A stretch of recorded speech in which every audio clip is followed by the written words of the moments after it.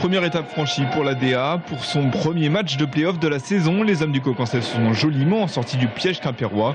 Une victoire 87-71 qui permet aux Blésois de se qualifier pour le Final Four. Pourtant, cela leur a mis du temps à se dessiner pour la DA. Il leur a même fallu attendre le début du 4e quart-temps. Quimper, c'est une équipe qui n'a pas joué depuis 3 semaines. Donc elle allait manquer de rythme. Donc ça n'allait pas jouer sur les 5 premières minutes. On savait qu'en gardant l'intensité, ils allaient craquer au fur et à mesure du match et c'est ce qui s'est passé, quoi. Et en effet, le début de match est comme souvent accroché. Aucune des deux équipes ne parvient à prendre de l'avance.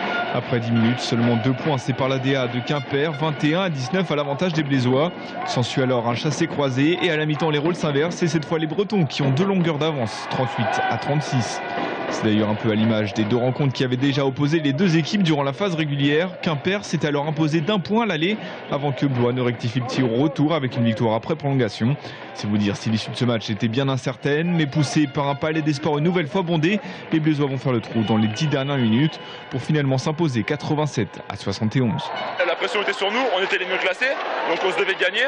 Et voilà, on a montré qu'on savait tenir jusqu'au bout, qu'on avait la fraîcheur physique pour le faire. Et c'est sûr, on va en avoir besoin à Souffel, d'avoir la fraîcheur physique et de savoir pouvoir tenir un match comme ça pendant 40 minutes. Et en effet, Blois est désormais qualifié pour le Final Four à Souffel-Weiersheim en Alsace. Les partenaires de Jonathan Tornato sont donc à 2 victoires de l'accession en Pro B. Pour cela, il faudra d'abord s'imposer en demi-finale face à La Rochelle samedi à 17h avant une éventuelle finale dimanche à 18h. Mais pour viser la montée, il faudra faire mieux que l'année dernière. Les Blésois s'étaient alors inclinés en finale.